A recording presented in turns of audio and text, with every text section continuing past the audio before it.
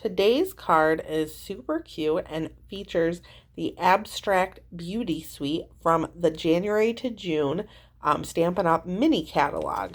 There's nothing on the inside of this one, but if you want to see how I made this card, how we put it all together, please keep watching. And if you like this video, don't forget to subscribe to my channel. So for this card, we're going to be using several elements from the Abstract Beauty Suite on page 48 and 49 of the January to June mini catalog. I will be using the adhesive backed hexagons, the Abstract Beauty cards and envelopes, and the Abstract Beauty 4x6 designer series paper. I'm also pulling in the color and contour stamp set, and we're going to be using that sentiment and these two flowers and the Scalloped Contours Dies, which look like this. So we'll be die cutting our flower and our sentiment.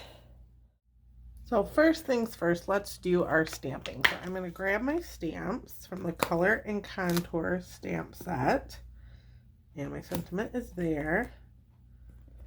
And the Abstract Beauty Designer Series paper uses Magenta Madness, which is retired, so we're going to go ahead and use Polished Pink. And I'm just putting these on 2 D blocks and a C block. And so I have Polished Pink and Blushing Bride. And we're going to do the outline of our flower and our sentiment in Polished Pink.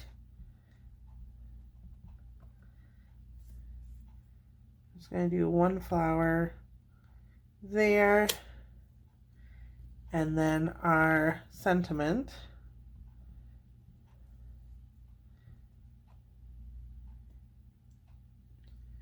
I'm going to be using the dies to die cut this out. And so my trick for finding how it goes, before I ink up the stamp, I just kind of see, and it doesn't line up perfectly, but I want to see, sorry, my head might get in the way, about where it's supposed to go. And there's 2 bigger petals, and I kind of try to look for those, which I think I found it. I think. This might take me a second. Oh. So I think I have it, and my best trick I found is trying to line up the inner circle to the inner part of the flower. So like I said, this isn't a perfect lined up image, and this is Abstract Beauty Suite, so it's not going to be perfect. I'm just inking this up in my Blushing Bride. And I think I'm going to stamp off once on my grid paper and then stamp over. And like I said, it's not perfect, but it's not supposed to be. So I like how that looks. So let me clean my stamps quickly, and I think I want to do a leaf too. So I think we're going to die cut one of the leaves out as well. So just give me 1 second and I will have everything cleaned up and we can die cut. So I have my standard size Stampin' Cut and Emboss machine. I have platform 1 down, and this is the new magnetic cutting plate from the annual catalog. And I don't know what I was thinking. There is not a leaf die, so I'm not going to go with the leaf stamp. So we're just going to do this one and this one, and I'm going to grab my Scalloped Contours Dies. And when you buy the magnetic plate, it comes with a little insert that tells you what to do and how to die cut. Don't listen to that. The correct sandwich to die cut your dies is number 1, number 5, and a number 3, which I'll show you here in just 1 second.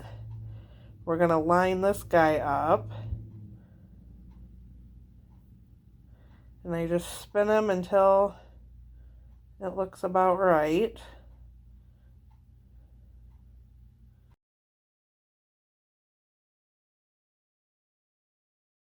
Okay, I think that's the best I'm going to get.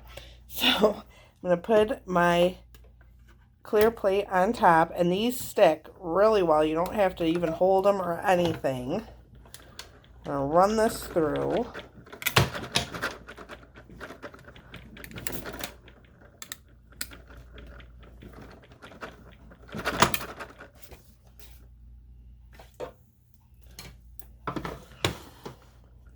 And we have a flower.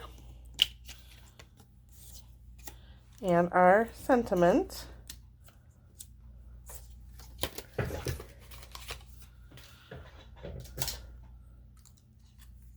And sometimes these little holes or the little pieces of paper stick in those holes. So I just take the paper piercer from the take your pick tool and just kind of pop them out. You could also use a die brush. There's a die brush attachment, but I just use the paper piercer. So there's our sentiment. Let me move this out of the way. We'll cut down some cardstock and assemble our card. So I have here a note card from the Abstract Beauty Notecards. I'm just going to fold that. These measure 4 by 6, and the Designer Series paper also measures 4 by 6. So you could completely cover that up, but I want a little bit of a border, so I'm going to grab my paper trimmer. Make sure you can see that. And I'm just going to trim it a 1/2 inch, or a 1/4 inch, sorry, off of each side. So I'm going to go to 5 3/4. And then 3 3/4. So I just want a little bit of that blue, which is a misty moonlight. I just want a little bit of that peeking through. So I'm going to have a border like that. And then on the bottom, I just have a scrap here of the same Abstract Beauty paper. I like how thick that is, I think, but it's obviously too long. So I'm just going to cut this at, that's the 3 3/4 side, yep. So I'm just going to cut this down to 3 3/4. And this is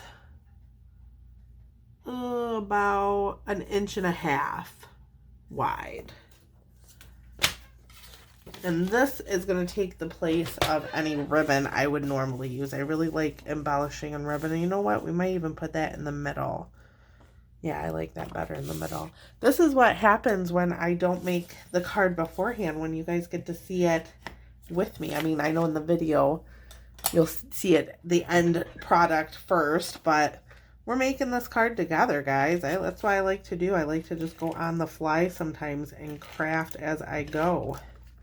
So we're going to take a little seal, put that in the middle, and then we will take our sentiment and our flower, and I really like how that flower is kind of offset like that because of the contrast of the colors. So I'm just going to grab a few Stampin' Dimensionals. It looks like I need a new sheet. And this one's already, oh, the backing already came off of it, so I'll use that one. And then put one there. We'll put down our flower first. Oops, that one's already off. And you could definitely make this card like a birthday card just by stamping happy birthday or something on the inside of that note card. I'm just going to leave it as you are absolutely amazing. Oh my goodness, my seal's not working. There we go. Sometimes it just rolls up on me. Then we'll bring our card back in. Lay it down, and then to finish up, I'm going to use a little bit of the adhesive backed hexagons. They come in basic black, blushing bride, and just jade. I'm going to use the blushing bride ones. I'm going to use, I think actually, you know what? I'm going to use a black one. Yep, I'm going to put a black one right in the center of that flower, and then we'll put a couple of the blushing bride ones around that blue so they stand out there. That looks good. I like that. So thank you so much for joining me today. Don't forget to subscribe to my channel if you like this video and would like to see more videos from me. And I hope you enjoy the rest of Flowers and Plants Week. So I will see you all next time. Thanks so much for watching. Bye.